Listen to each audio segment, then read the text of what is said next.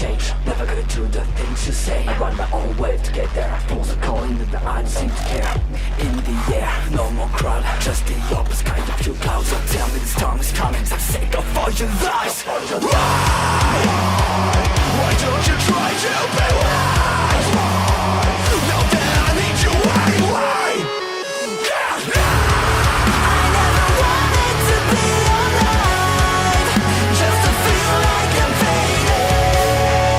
And though my heart breaks, I'm beaten down. I've crossed the lines just to tell you, don't lead the way, don't leave a sign. Then I drown with a child's play in the rain. I feel like I'm fading.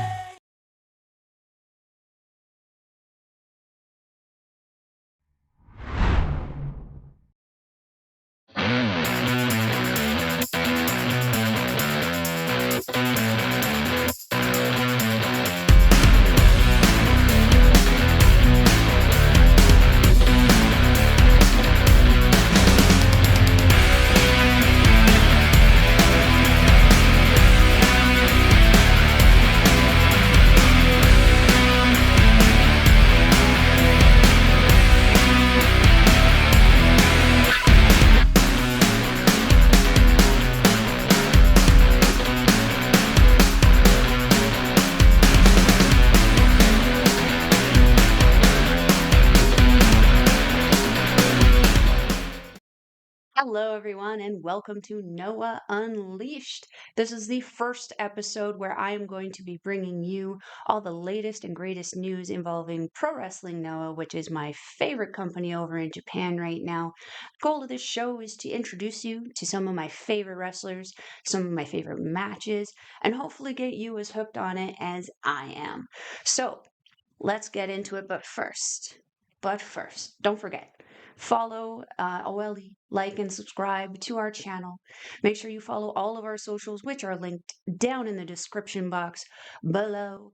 And man, we are having a great show lined up for you to debut here. We have the the second episode of the Magic Monday show that they are doing right now with Nozawa, who I believe it says Nozawa. Yes, Nozawa. I haven't actually seen Nozawa while he was active. I've just kind of seen him while he's kind of come back. So it was really fun to see him kind of getting everything started here. And he did pop out in the show, which I will mention later. So the first match here we had was match number 1. It was a 3-way match that featured All Rebellion's Kai Fujimura, Passionate Rattel's Hayata, as well as Jun Miyawaki, the Sunshine Hero. These 3 guys are the best representation that you can get of the junior division for Pro Wrestling Noah. So let's get to kind of what happened here.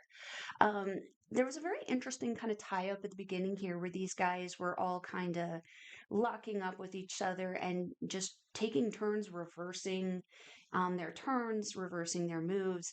It was a really fun little kind of tie up there. There was one point where Kai Fujimura convinced Junta Miyawaki to team up with him and take out Hayata, albeit temporarily, because Hayata doesn't stay down for too long. But Miyawaki and Fujimura exchange running on the ropes and moves on each other for a little bit before Hayata jumps in and does try to capitalize on Fujimura, but only gets a 2. There was a picture-perfect head scissors by Kai Fujimura on Hayata, which looked really, really great, and a beautiful topi con hilo also by Fujimura. Fujimura has this amazing, amazing lucha background that just works so well along with the power stuff that he also kind of throws into his matches. There was a Hayata took a double knee, gave a double knee to Fujimura and then followed it with a shotgun drop kick and then a second rope moonsault for 2.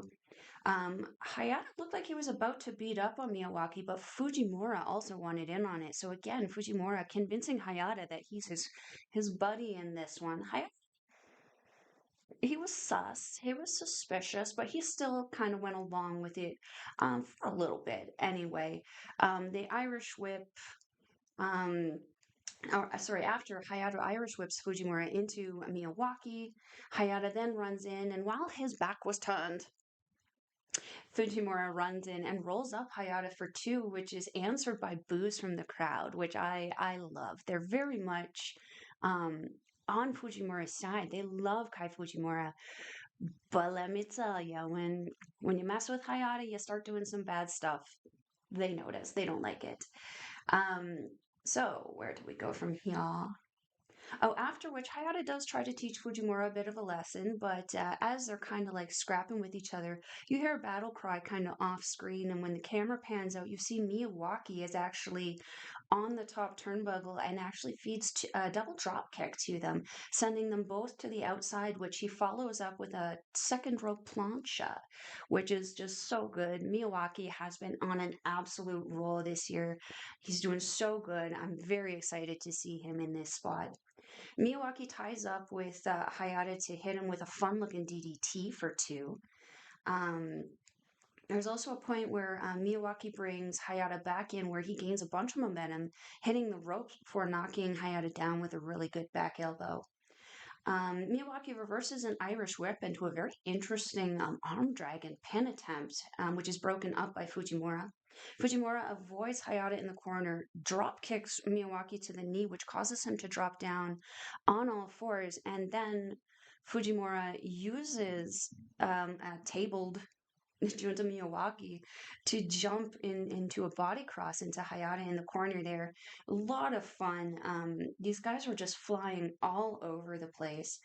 Um, so there's one point where Fujimura yeets Hayata over the top rope and then nails an inbound Fujimura with the second buckle flatliner. Fujimura then tries to follow up with a springboard knee, but unfortunately, Miyawaki avoids, rolls up Fujimura, and then hooks the neck, rolls again, and hits what they call the Sunshine Schoolboy.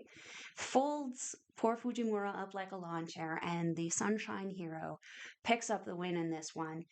I'm just really happy with this. This was a great way to kind of introduce people if they haven't seen the junior division before. This is a great way to introduce them to it. It is the absolute best representation of several different styles that are happening simultaneously within the division. I would have liked to see Hayata in there again. He is a personal favorite of mine, and since losing the tag team titles, he has kind of been on a bit of a downward spiral right now. But I'm hoping that that will change in the coming months.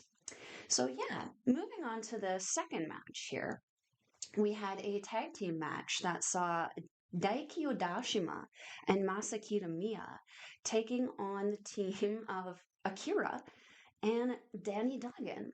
Now I heard the announcer come like on and say, "Oh, Danny Duggan," and I'm like, "Danny Duggan? Didn't I just see that guy like 2 nights ago in Edmonton?"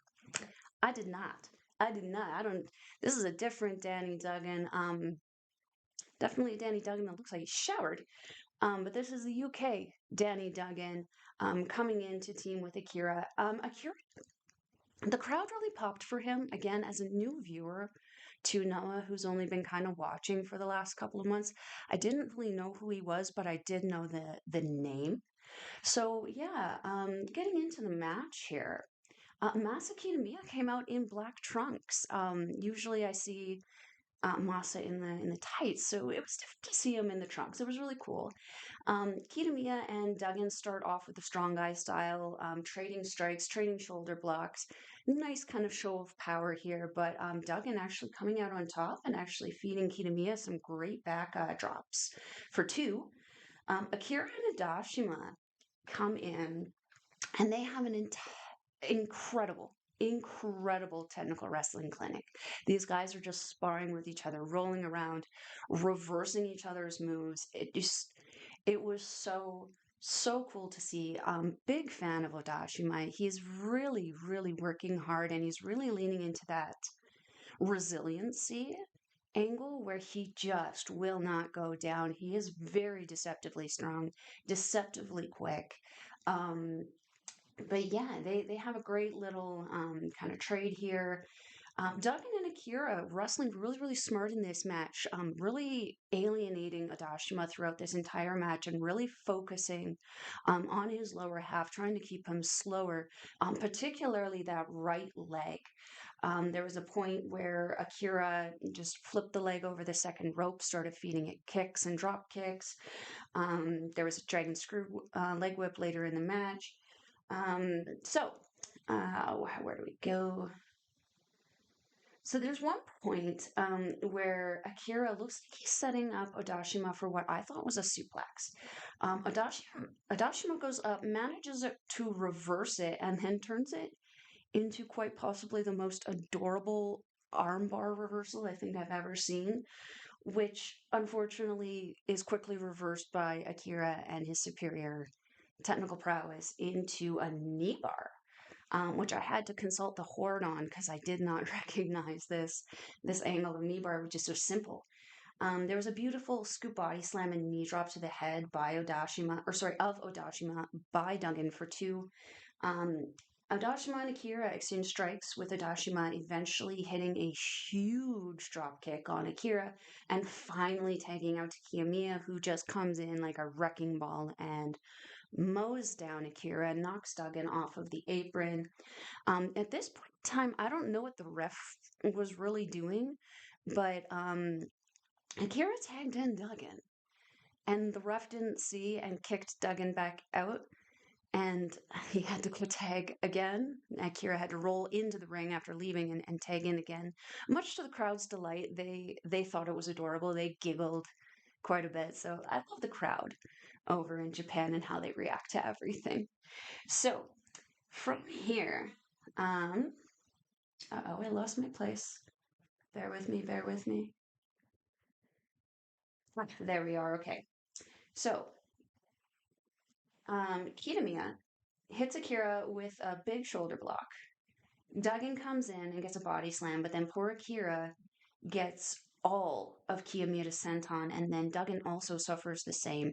Kitamiya is someone you don't want to take a senton from at all. That man has a very big center of gravity, and he knows how to use it. That guy absolutely crushed poor Akira's rib cage.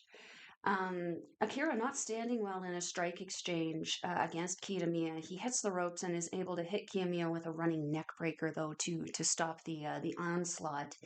The ref was a problem in this one. This was the only one where the ref was a problem, which I really like, because usually throughout some of the matches, like in New Japan, Marty can be a problem.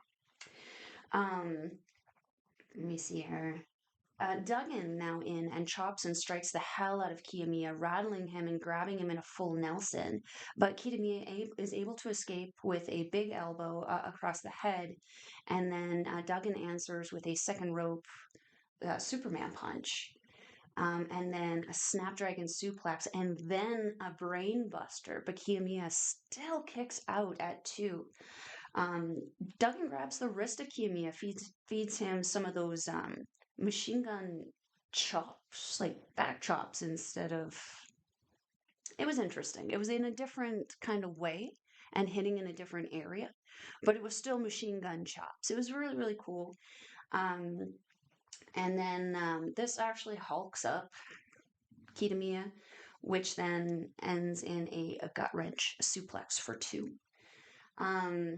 I kind of pop over to the end here before we start to get too long, because this match was a lot of fun.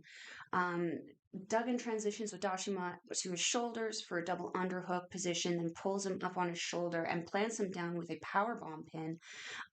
I don't know what the commentary was saying, because I did have Japanese commentary. It sounded like they said powerbomb, but I didn't hear what kind of power bomb. I missed the description because of the impact noise. So if anyone knows what Danny Duggan's, the UK Danny Duggan's moveset is, please let me know in the comments down below. I don't want to be saying the wrong moves for this guy. So, huge top rope body press by Akira on Odashima, followed by Duggan locking in a lion tamer briefly and then transitioning into a Boston Crab fully. Odashima fought hard and crawled, and he actually made it almost to the ropes, but that experience from Danny Duggan, he pulled him back into the middle of the ring there and locked in an STF instead. However, Odashima was able to crawl over to the ropes on this one. So going into the finish, here, going into the finish here, Duggan, he hits this massive lariat on poor Odashima and then follows it up with a picture perfect pile driver for a big win. Again, I haven't really seen AKIRA before. Like, I know the name, but I've never seen him wrestle. Gave me very much Zack Sabre Jr. vibes. If you guys really enjoy that really hyper technical kind of background, he definitely has the like tall, longer limbs for that technical background. Overall, really great match. I took a lot of notes on it, as you guys can hear. Almost 15 minutes in, and I still got a few more matches I want to get through here. So we moved on from here to match 3, which was a 6-man tag match that featured Passionate Rattel Saxon Huxley, Alpha Wolf, and the Robert Martyr, who I realized we've seen here at Top Talent once before, a GCW guy, I believe. Really good wrestler. It looks like he's toned up a lot. I didn't actually recognize him when he first came out, and he has a really cool style that I'm really excited to talk about in this match. So it was these guys again, Saxon Huxley, Alpha Wolf, and Robert Martyr, taking on Titus Alexander, Archie Cole, and Dragon Bane. Now, this is a very interesting match because Dragon Bane and Alpha Wolf are the current junior tag team champions. This is the second match where I've seen them on opposite sides of the ring, this time in a tag match, but the first Magic Monday show, they were opponents. Dragon Bane not liking it so much. Alpha Wolf seems pretty at peace with it.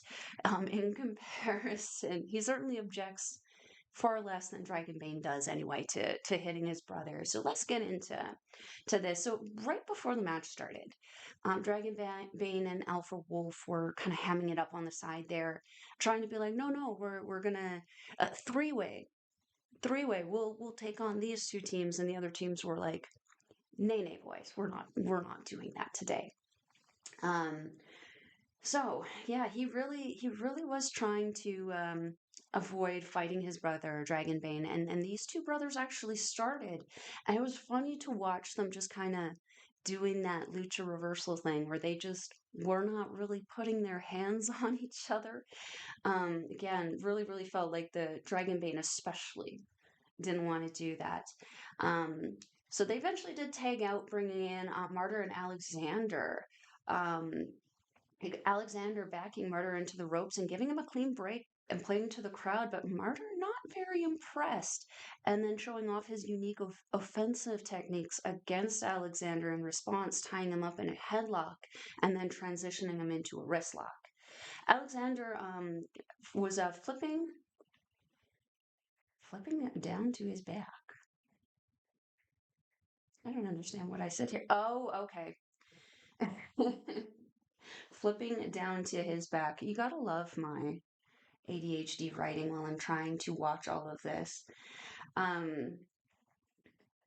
don't even know what I was trying to say on that one, so we're just gonna move on. Alexander leapfrogging over Martyr, then hitting the ground and immediately going for a trip attempt, which then was followed up by a massive drop kick. So the speed, the absolute just speed and agility that Titus Alexander, same thing, but you guys know what I mean.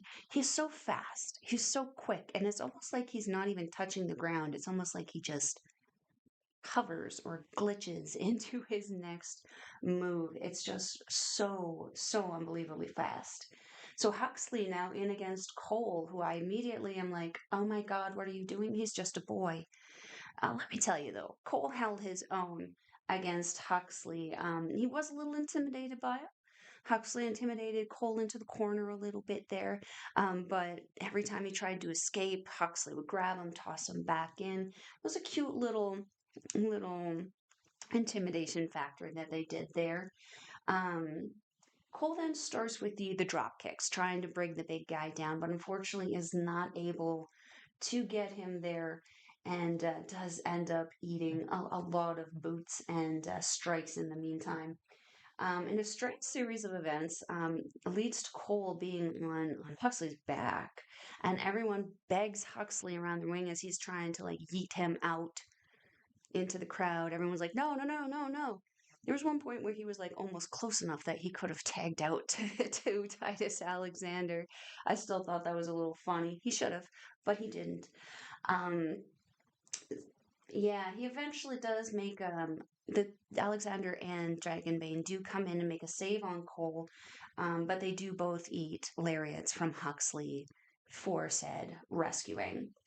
So Alpha Wolf and Martyr come in and they fed poor Cole some big old chops there before serving him to Huxley to deliver a massive backbreaker for two, as Alexander and Dragonbane do break it up. Huxley misses an elbow drop and tags in Martyr, who, after a brief exchange, gets a massive German suplex on Cole, pretty much on the back of his head. Freaking amazing.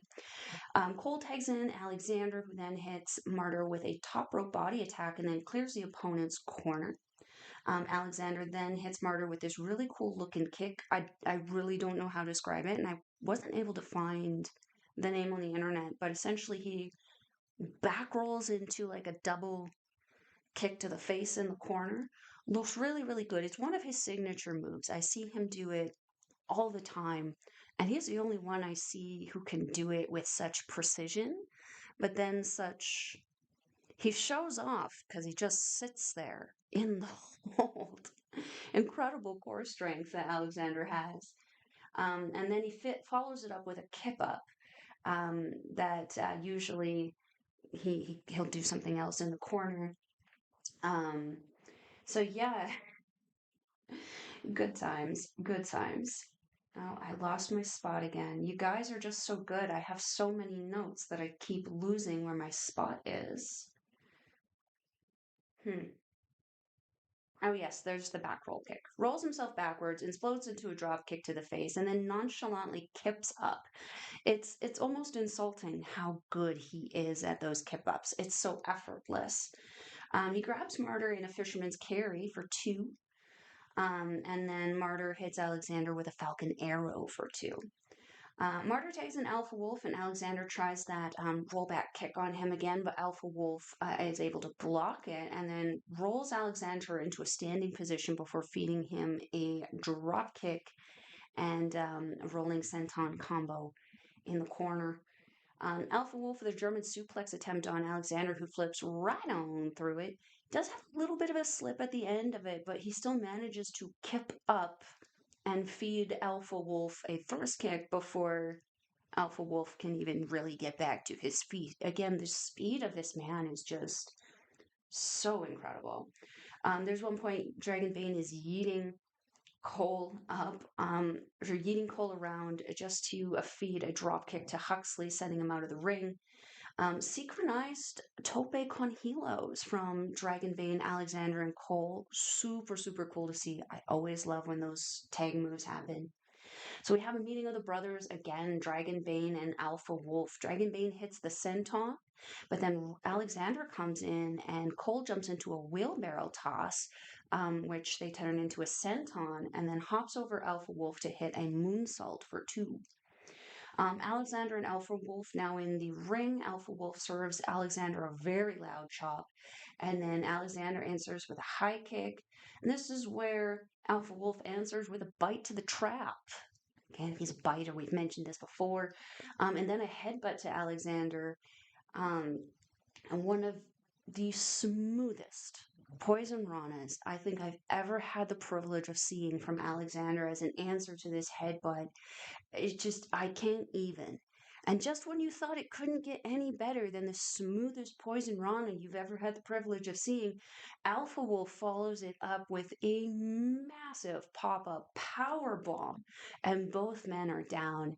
This match was so good. These guys were putting everything they had on the line. It was incredible. Martyr and Dragon Bane are both in, start chopping and striking the heck out of each other before Alexander comes in and hits Martyr with a handspring cutter, but then he gets a huge lariat from Alpha Wolf for his trouble. Cole comes in and delivers a big thrust kick to Alpha Wolf and then hits him with an amazing Canadian destroyer. Huxley, I found out, also a biter. Bit on the foot of poor little Cole. Dragon Bane hitting the Santa Maria on Martyr, but Alpha Wolf is able to break up the pin. Going into the finish here, Dragon Bane is able to hit the shooting star press on Martyr for the big win. Man, what a match. This was so much fun. These guys were just all over the place and such a great representation of these guys. We had so many different styles, just all in combination and working together in tandem to create this just incredible story of a match. It just 10 out of 10. I loved it. So at this point, Nozawa actually came out to make an announcement about Wrestle Magic happening. That's going to feature a bunch of matches happening June 30th. And he was wanting to show a big surprise. And just as his video is going to go on, there's a bit of a glitch in the matrix. And suddenly I see Sean Skywalker. And again, I wish I understood the Japanese. I should have been quicker about trying to get a translation on it, and I should have probably found out what he was saying. There was a lot of noise. There was a lot of grunting and yelling. And when it cut back to Nozawa, there was a lot of booing. So I'm assuming what he said wasn't accepted by the crowd.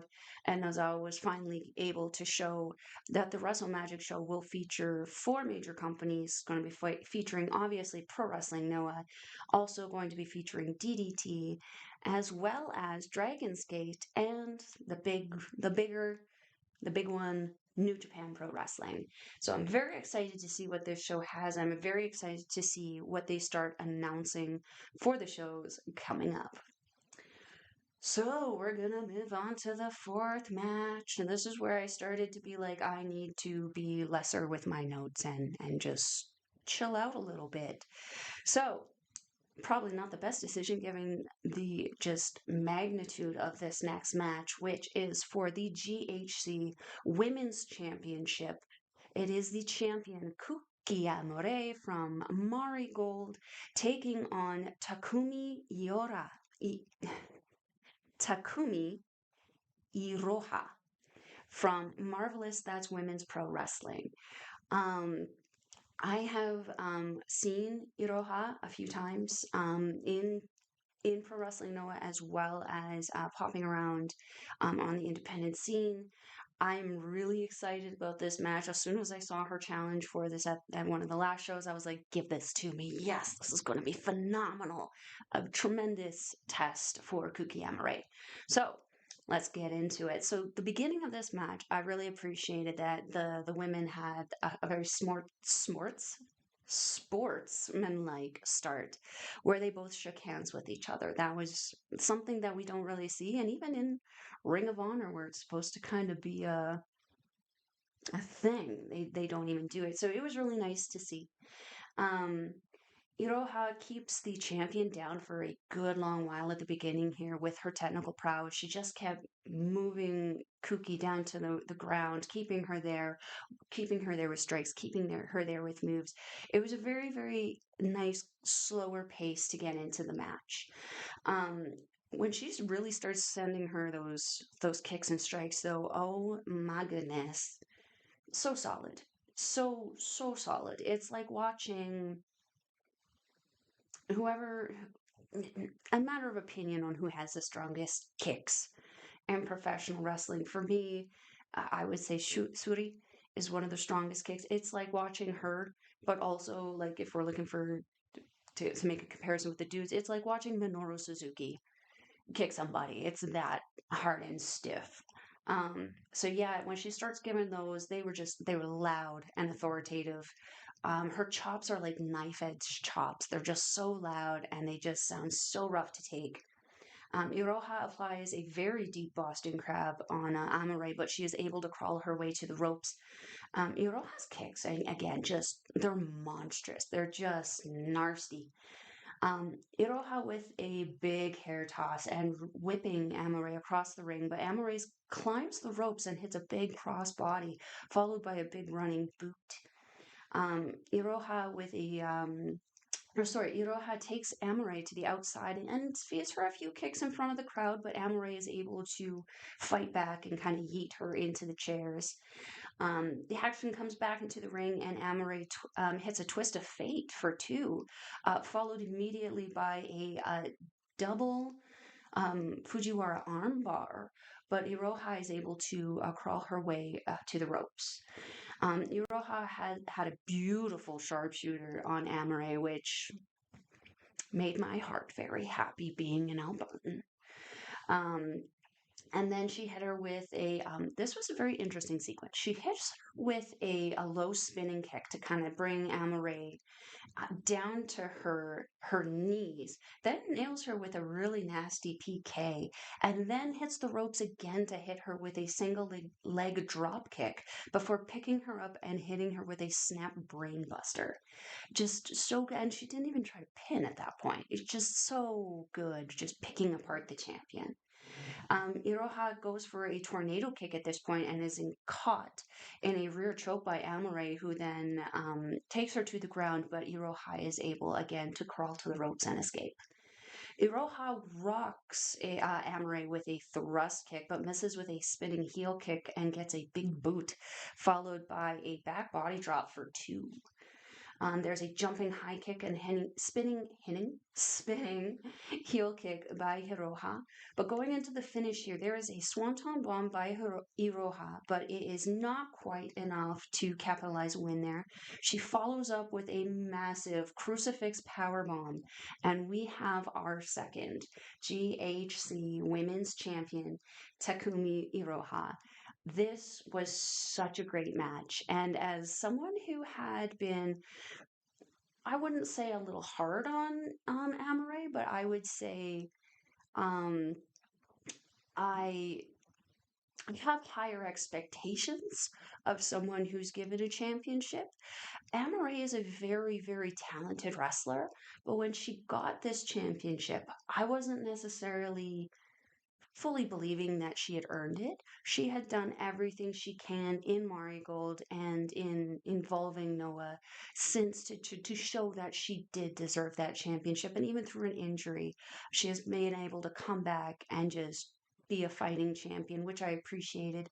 But yeah, congratulations to the new champion, Takumi Iroha. I am so excited to see her and see what she does with this championship. Is she going to take it out of their places? Are we going to see her a little bit more in Noah? We're just going to have to wait and see. So, moving on to the next match, match 5. This was a tag match, and this was a tag match where I knew everyone but one person in this. So let's get into it. Ulka Sasaki, one half of the tag team champions, with Hikaru Sato, who I am very well at first with, very, very good striker. He gives me a little bit of anxiety, not gonna lie, as do most wrestlers who do not wear shoes. Yeah. So just know I suffered a little bit watching this match.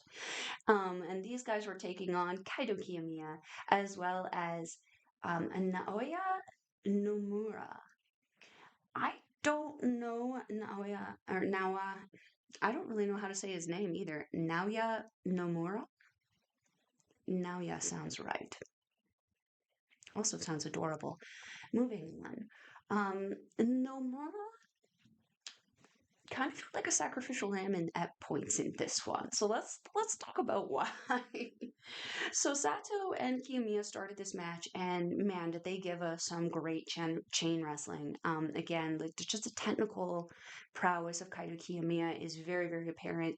And then of course Sato, his whole thing is his martial arts background, so they did not expect a great chain wrestling point in this match. They spent a lot of time tying up and untying each other. It was really, really cool to watch. Um, I didn't notice anything that happened to result in this, but I did notice that at this point, though, very early in the match, Sato did have a bit of a bloody lip. Um, might have caught a knee or an elbow or something, or maybe just simply just rubbed something weird. I don't know, but it was there. Um, Kiyomiya was able to lock in a Kimura lock on Sato, and I'm just impressed with that because it's also one of the only submissions that I can actually recognize. So Nomura comes in and Sasaki also comes in. These two exchange holds on each other quite a bit. Sasaki obviously has that mixed martial arts background with his years with the UFC. You can also see when he fights, he's got that fighter's hunch, very similar to Sato. So the combination of Sasaki and Sato for this was very smart. That being said, though, Sasaki, though, um, is a fighter. The difference in fighting style between Sato and Sasaki is very apparent as well. So it works to be similar and different, if that makes sense. So there's one point where Sato actually tags himself in and he really starts feeding kicks and strikes to Nomura. Very, very stiff. I was a little concerned, and this was where I was kind of like, is this guy? Is he the new guy? Is he getting hazed right now? So Kiyomiya gets back in and takes out Sasaki on the apron before calling Nomura in to deliver a dropkick spinning elbow combo on Sato. Sato rolls up, rolls out, and Kaito follows him. Kaito? Kaito's not there. Kaito follows him out only to have his knee bashed upon the ring post. Nomura gets in to try to make a save, but gets knee bars put on both of his knees, both by Sasaki and Sato, which I thought was a fun little spot. Sasaki and Nomura trade forearms with a little bit, with Sasaki gaining the upper hand. Don't get things twisted with Sasaki. He's deceptively strong. Sasaki puts on a bridging Kimura lock on Nomura and then goes to take out to Sato, but Sato refuses to give out his hand and kind of mutters something to him. And then the crowd and Sasaki kind of start giggling and smiling to themselves. I assume he just told him he wasn't ready yet or go beat him up some more or something, but it was a funny little exchange. So Nomura at this point is able to make a comeback and body slam Sasaki. He goes for a spear, but Sasaki actually catches him and turns it into a guillotine choke. Where Nomura then tried to roll out, but Sasaki rolled with him and maintained that guillotine hold, where Nomura had to then stand up and actually body drop Sasaki to get him off of him. Thought that was a really, really fun spot and actually started to make it look like Nomura was actually going to start to come back in this match. So Nomura then tries for a second rope drop kick, but Sasaki puts his knee up and then transitions him into an armbar, where Nomura actually rolls through and picks him up and feeds him a very rough looking German to the back of Sasaki's head. Big ouchies. Sato back in with kicks, just really punishing Nomura for that German, man. But Nomura able to actually hit a massive spear on Sato. Kiyomiya comes back in, finds himself, Kitamiya. Kitamiya finds himself in an armbar from Sato, but it was broken up by Nomura, who picks up Sasaki and simply drops him on him.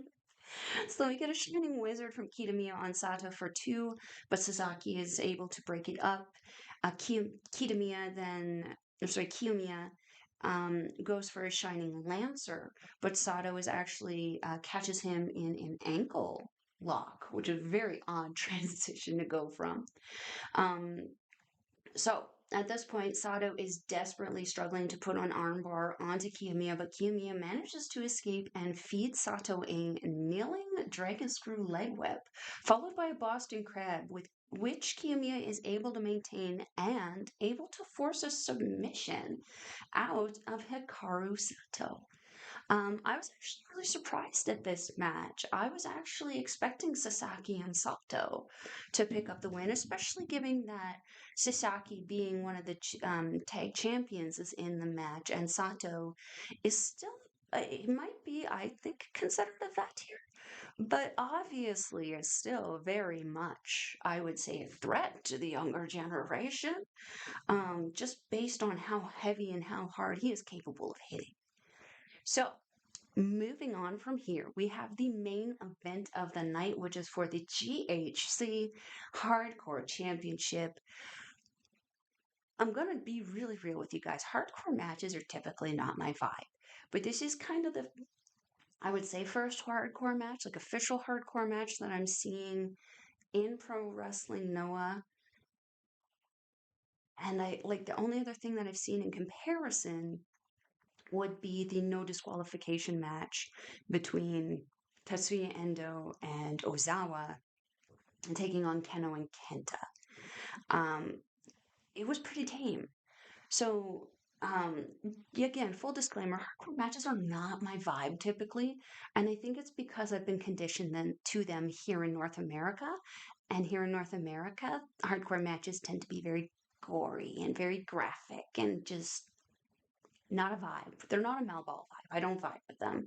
Um, this match, however, was a very interesting match in that respect because it didn't give me the heebie-jeebies.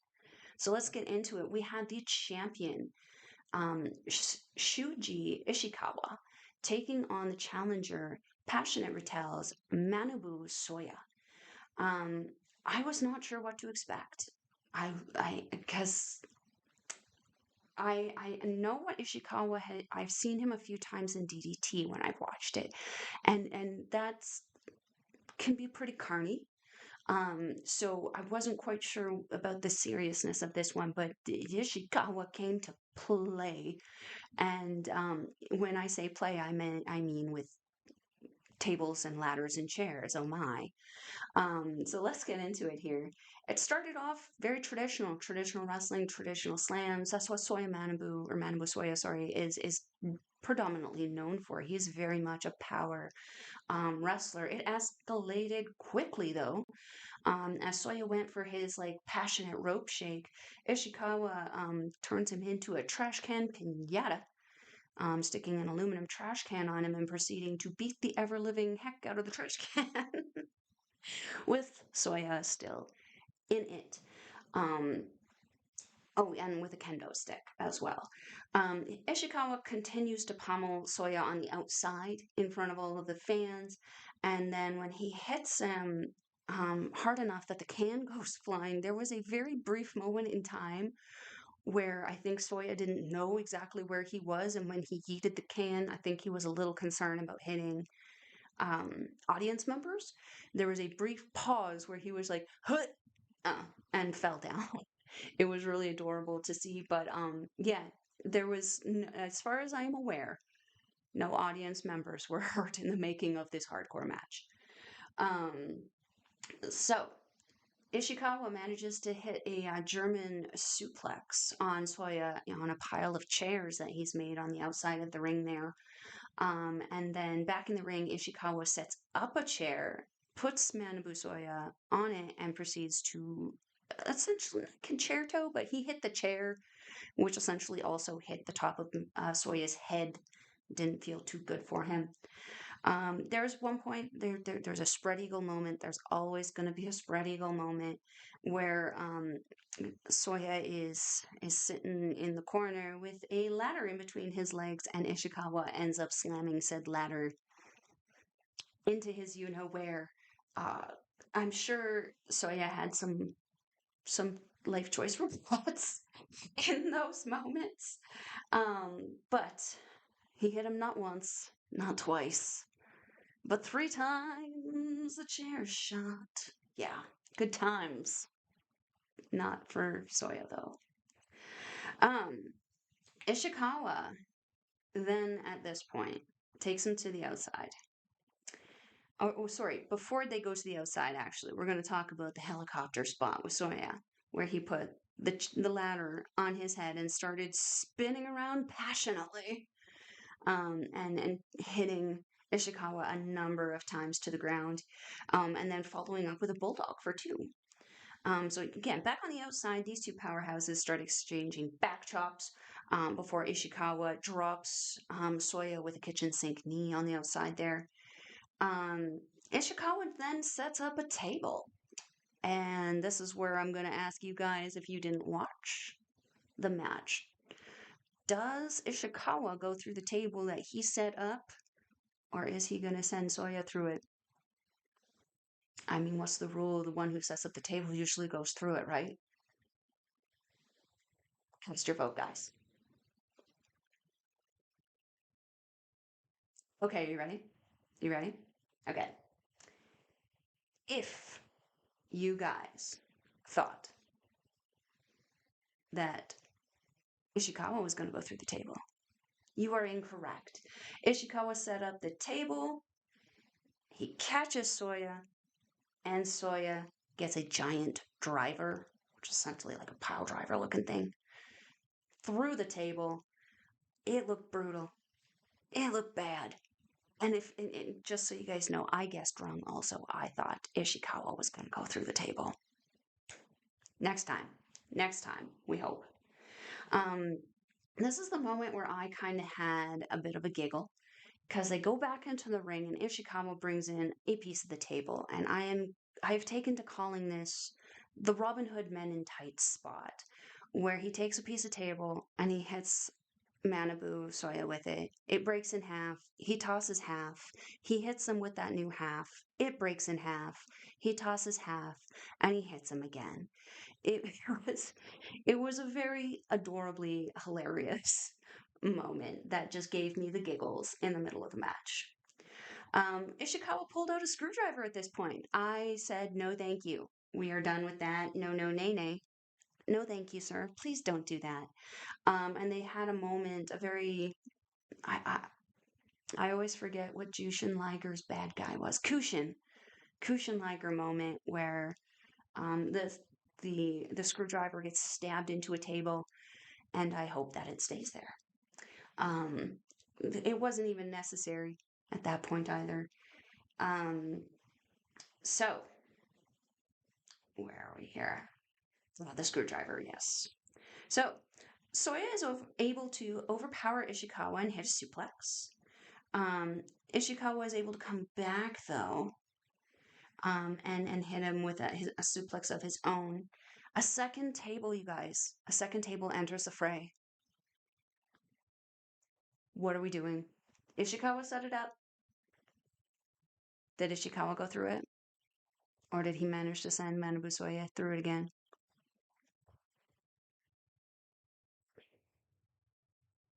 Second time's a charm if you guessed for Ishikawa. Ishikawa was actually yeeted through the table with a massive superplex. Yes! Come back, Soya. Such a good little spot there. Oh no, I lost my spot again. There we are. Alrighty, so Ishikawa bashes Soya in the head with a chair. And he does it with the seat of the chair, so now Soya is wearing the chair like bling bling.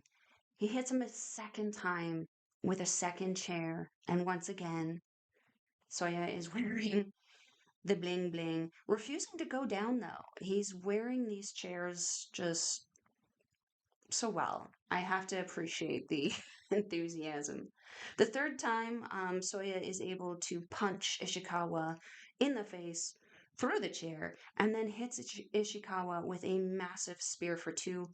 At this point, I started to notice the blood on the back of Soya's neck, most likely from the chairs and whatever broken billy bops are there. That was the only blood I really saw in this match, which I appreciate. So we're going to get on into the end of this. Ishikawa feeds Soya a giant driver for 1. Soya shoots back up. Kamagoya by Ishikawa, followed by another running knee for 2. Giant slam by Ishikawa, and he is able to retain his hardcore championship over Manabu Soya. This was one of the best hardcore matches I've ever seen. And I've been saying that about a lot of the local stuff lately because they too have been doing these really great matches that just aren't unnecessarily grotesque or like features things like blading because these guys are just capable of making people believe that they're hurt with simple regular things like chair shots or sending people through tables. Um, I really enjoyed this match. I enjoyed this as a hardcore match. I enjoyed this as a championship match. Um, I'm a huge Manabu Soya fan. I love his passion. I love how he brings that to his matches. And it was really cool to see Ishikawa. It'd been a hot minute since I've seen him in any of the Wrestle Universe shows, in any rate. In a while. I've seen him more in DDT than I've seen him here. So yeah, this was a lot of fun to see in a really, really fun way to kind of end the show. So yeah, guys, that was Magic Monday episode 2. That has been your Noah update. What do you guys think? Did you guys get to take in the show? What do we think about the championship matches? What do we think about Kouki Amarei losing the title and us crowning a new champion in oh no, I already forgot how to say her name. Probably look at it, Takumi Iroha. How do we feel about Manabu Soya unable to attain that hardcore championship? What is next for Soya after this? What is next for Ishikawa? Does he challenge somebody else? Could we see him facing the world title Ozawa?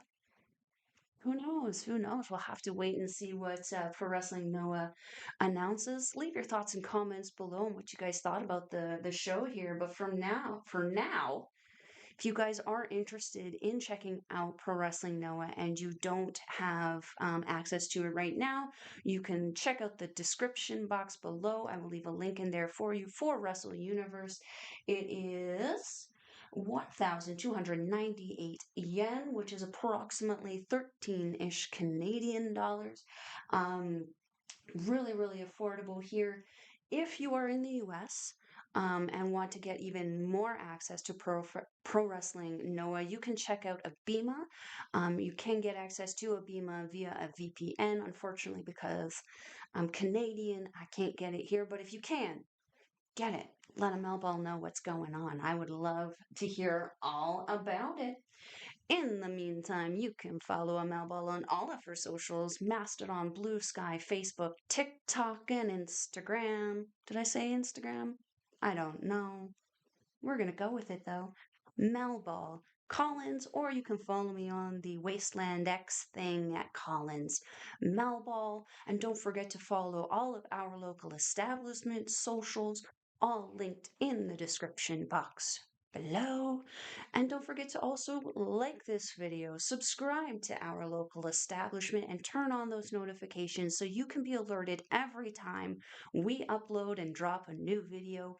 We have everything from wrestling reviews, fashion reviews, drag show reviews, music, movies, you name it, we've got it. So, that all being said, everyone, I am your Melba. Thank you for joining me today. Mata ne!